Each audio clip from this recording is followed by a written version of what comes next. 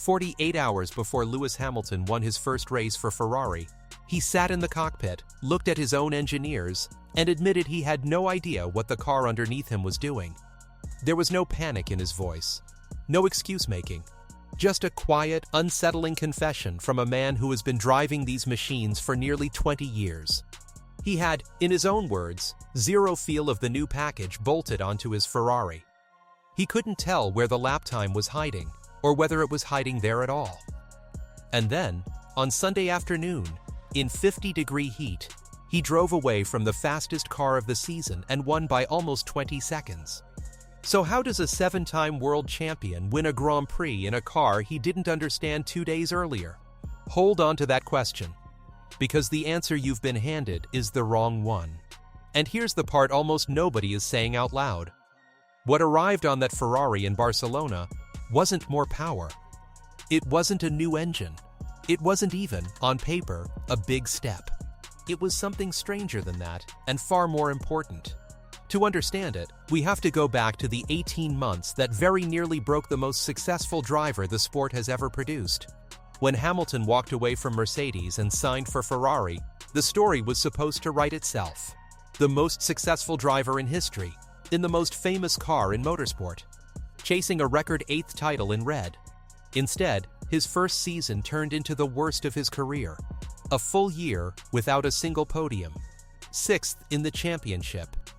And the detail that cut deepest of all, 86 points adrift of his own teammate by the end of it. And it wasn't just numbers on a page, you could see it in him. The body language at the back of the garage. The flat radio messages. The interviews where the words said all the right things but the eyes didn't. This was a man who had spent his whole life as the fastest person in almost every room he walked into, suddenly looking ordinary in the most extraordinary car on the grid. For a competitor like that, there is no slower poison than doubt. Now, the easy conclusion was the one everyone reached. They said he was finished. They said the speed was gone, that the move had been a mistake, that a 41-year-old simply couldn't adapt to a new team and a new culture. The pundits lined up. The headlines wrote themselves. Some inside the Italian press were already calling for the team to move on and promote a younger driver. But what if the slowest part of that Ferrari was never the driver? Because here is what the people inside Maranello understood, and the rest of us didn't. The thing holding Hamilton back was never really the engine, and it was never really his right foot. It was something you can't see in a results sheet. It was where the car chose to make its grip. Let me make that simple, because it is the entire story. A Formula One car generates almost all of its cornering grip from the floor, from the way it seals to the track and sucks itself down. When that grip arrives early and stays planted, the driver feels a front end he can lean on. He can throw the car at a corner, trust it to bite, and carry speed without thinking. When that grip arrives late or slips away mid-corner, every single turn becomes a negotiation. And that is exactly the car Hamilton had been handed. A front end that felt vague on the way into the corner, that arrived a fraction too late and left a fraction too early. To you on the television, it looked like a small wobble, a tiny correction of the wheel. To the driver, it felt like the car was lying to him. Every lap, he was guessing where the grip would be, instead of knowing. Now think about who that hurts the most. Hamilton's entire genius, the thing that won him those titles, is built on a hypersensitive front end he can throw into a corner on instinct. Take that away, and you don't just slow him down, you take away the very thing that makes him him. So Ferrari went to work. And the first real clue that they understood the problem came early in the season, in China. There, the team rushed forward a radical new rear wing concept they'd been holding back. An upside-down, reverse design so unusual the mechanics had nicknamed it after a song. They dedicated an entire test day to it and got the result they wanted. It was a small thing on its own, but it was a signal. This was a team that had stopped tinkering at the edges and started chasing the heart of the car, the way it carried air, the way it carried load, the way it talked to the driver. Hamilton himself noticed the difference, pointing out that this was development at a speed and intensity he hadn't been given the year before. And yet, for all that effort, the breakthrough still wouldn't come. because finding the right direction and arriving at the destination are two very different things. At the Miami Grand Prix in May, the whole thing very nearly fell apart. They threw everything at it. 11 new parts, a new front wing, a new rear wing, a new floor, a new diffuser, fresh suspension. It was the most aggressive upgrade any team brought all season. And it didn't work. The parts performed worse on track than the team's own simulations had promised. Mercedes stayed unbeaten. Hamilton, asked how to fix it, gave an answer that should have been a warning to everyone. He said, plainly, that he didn't really know. Sit with that for a second. One of the most experienced drivers in the history of the sport, looking at his car and admitting he could not see the way forward. That is how lost this project was, just 1 month before everything changed. There were flashes, of course. A second place in Monaco, a second place in Canada, and that one mattered because he took it off Max Verstappen on raw merit, wheel to wheel, no gifts. The momentum was building, but there was a warning sign buried in there too. In Monaco, the car had shown a nasty habit of overheating the rear tires, cooking the surface of the rubber, and bleeding away grip.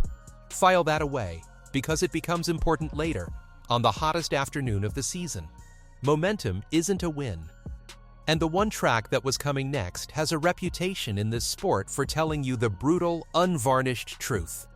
Quick one before we go further, because what happens next is the turning point of the whole story. If you're enjoying this, subscribe and stay with me, because the detail most people missed is coming up right now. Barcelona, the Circuit de Catalunya. For decades, this has been the place where cars come to be exposed, a layout so demanding that you simply cannot hide a weak car around it. Ferrari arrived with 8 new parts, a new front wing and nose, a reworked diffuser, new side pods, and at the heart of it, a strange, distinctive new floor, with a wing-like, almost biplane-shaped entrance designed to control the air feeding into the underside of the car. This was the piece that mattered. Not for speed, for honesty. But before any of that could be tested, the weekend went wrong. Hamilton never even drove the car in the first practice session.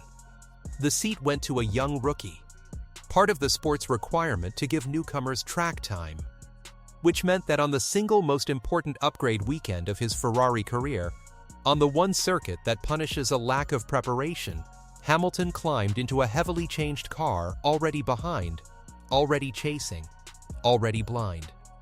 By his own account, he spent the whole weekend convinced he was 0.4 of a second off the front. He had no feel for the new floor. He thought, in his words, that maybe that was simply where they were. And then qualifying happened. The driver who couldn't feel his own car put it on the front row, missing pole position by 0.06 of a second. 0.06. The blink of an eye. From a man who, hours earlier, had no idea where the lap time was. So what changed? Why did a driver who understood nothing about his car suddenly find himself fighting for pole at the one circuit that never lies? Here's the answer, and it's the whole point. That new floor didn't make the Ferrari dramatically faster in a straight line. It changed where the car made its grip. Think of the floor like the foundation of a building. The old design sealed to the road unevenly, so the downforce would surge and fade as the car moved, pitching and rolling through a corner. The driver could feel the grip breathing in and out beneath him, and he could never quite trust it. That new biplane-shaped entrance did something deceptively simple. It smoothed the air feeding under the car, so the suction stayed steady no matter what the car was doing. Steady downforce means a steady platform, and a steady platform means a front end that does exactly what the driver asks of it. For the first time in 18 months, Hamilton had that. Stable, predictable, honest, and here is the beautiful, strange truth of it. When the car is that honest, a driver of his caliber doesn't need to feel his way in. He doesn't need 3 practice sessions to build trust. He just drives, because the car finally tells him the truth in the only language he's ever needed. The feeling through his hands at the moment he turns in. That's why he could be lost on Friday and lethal on Saturday. The confusion was never about his ability. It was the last echo of a car that used to lie to him, going quiet at last. And the rivals knew it.